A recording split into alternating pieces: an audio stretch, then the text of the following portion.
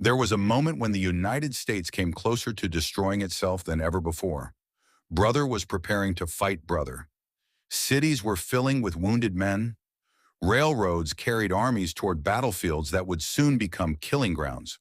And across the country, millions of Americans waited to discover whether the United States would survive as one nation or collapse into two. In 1861, America entered a war unlike anything it had ever experienced. More than 600,000 soldiers would ultimately die, and countless others would return home wounded, traumatized, or changed forever. But this was not simply a struggle for territory. At the heart of the conflict was a question that had haunted the nation since its founding.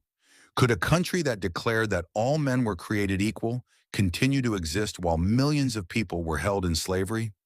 When the first shots were fired at Fort Sumter, the answer was no longer going to be decided by politicians alone.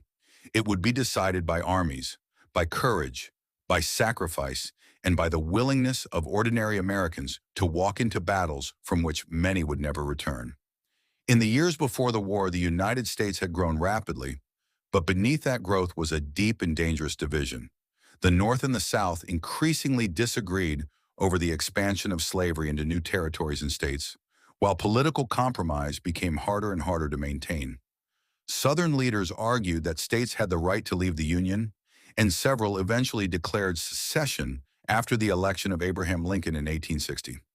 Lincoln had been elected without winning the support of the Southern states, and his victory convinced many secessionists that the political balance of the country had permanently changed. South Carolina became the first state to secede, followed by others, and in early 1861, the Confederate States of America was formed. The United States now faced an unprecedented crisis. The federal government refused to recognize secession, while the Confederacy prepared to defend its independence. For months, tension continued to rise until, on April 12, 1861, Confederate forces opened fire on Fort Sumter in Charleston Harbor. The Civil War had begun. President Lincoln now faced a decision that would define his place in American history. He called for volunteers to suppress the rebellion, and thousands of men answered. Across the North, young Americans who had never seen a battlefield enlisted in the Army, many believing the war would be short. They could not have known how wrong they were. The Confederacy also mobilized its forces, and soon enormous armies were gathering across Virginia, Tennessee, Mississippi, and other parts of the country. The first major clash came at Bull Run in July 1861, where Confederate forces defeated the Union Army and demonstrated that the conflict would not be an easy campaign. The soldiers on both sides were discovering a terrible new reality. Modern rifles, artillery, railroads, and increasingly sophisticated logistics were making warfare more destructive, while commanders were still learning how to fight on a massive industrial scale. The United States had entered a war in which bravery alone would not guarantee survival. As the conflict expanded, the Union began using its enormous industrial and economic advantages. Northern factories produced weapons, ammunition, uniforms, ships, and equipment on a scale the Confederacy struggled to match. Union naval forces established a blockade of southern ports, attempting to prevent the Confederacy from exporting cotton and importing the supplies it desperately needed. Meanwhile, Union armies advanced along the Mississippi River, capturing important positions and cutting Confederate territory in two. In the East, however, the war became a brutal struggle around Virginia and the Confederate capital of Richmond. The Union Army of the Potomac repeatedly confronted Robert E. Lee's Army of Northern Virginia. Battles such as Antietam, Fredericksburg, and Chancellorsville demonstrated the extraordinary determination of both armies, but they also revealed the horrifying cost of the conflict. Fields that had once been ordinary farmland became landscapes of smoke, shattered trees, abandoned equipment, and thousands of wounded and dead soldiers. Then came a battle that would change the direction of the war. In the summer of 1863, Confederate forces under Robert E. Lee moved north into Pennsylvania, hoping to threaten Northern territory and possibly force the Union to reconsider continuing the war. Union forces moved to intercept them, and on July 1st, the armies collided near the small town of Gettysburg. What followed became the largest battle ever fought on the North American continent. For 3 days, tens of thousands of soldiers attacked and defended positions across the Pennsylvania countryside. Union troops held critical ground on Cemetery Ridge, while Confederate soldiers launched repeated assaults against the Union line. On the final afternoon, thousands of Confederate soldiers advanced across open ground in what became known as Pickett's Charge. They moved forward under devastating Union artillery and rifle fire, but the attack failed. Lee's army was forced to retreat. The Union had won a crucial victory, and the Confederate invasion of the North had been stopped. At almost the same time, another Union victory was taking place far to the west. After a long campaign, Union forces under Ulysses S. Grant captured Vicksburg on July 4, 1863.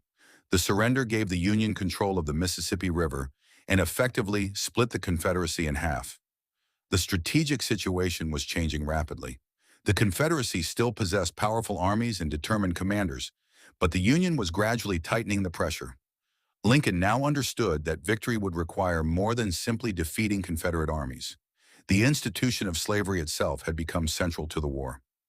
On January 1, 1863, the Emancipation Proclamation declared that enslaved people in the areas still in rebellion were to be considered free. It transformed the purpose and meaning of the conflict and opened the way for thousands of Black Americans to join the Union war effort. By the end of the war, nearly 200,000 Black soldiers and sailors had served the Union cause, fighting for a country that had denied their freedom while helping to change that country forever. The war continued into 1864, and the United States was becoming exhausted. Abraham Lincoln faced an election while the outcome of the war was still uncertain. Then General Ulysses S. Grant took command of the Union armies and began a relentless campaign against Confederate forces in Virginia. Unlike earlier commanders who had withdrawn after suffering heavy casualties, Grant understood that the Union could replace losses more effectively than the Confederacy. He continued advancing.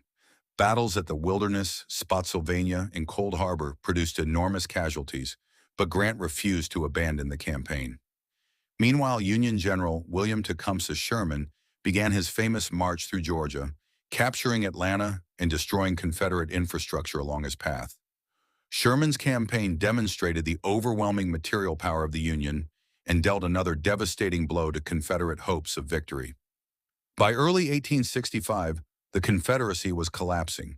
Its armies were exhausted, its resources were running out, and Union forces were advancing from multiple directions.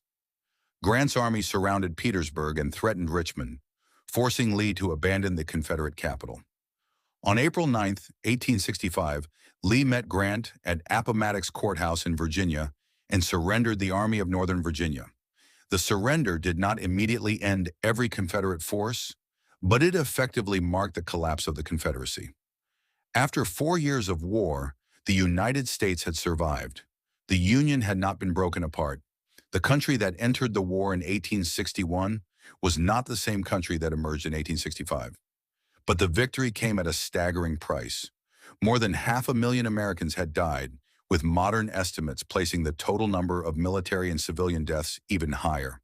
Entire communities had been devastated, families had been separated, and hundreds of thousands of soldiers carried physical and psychological wounds for the rest of their lives.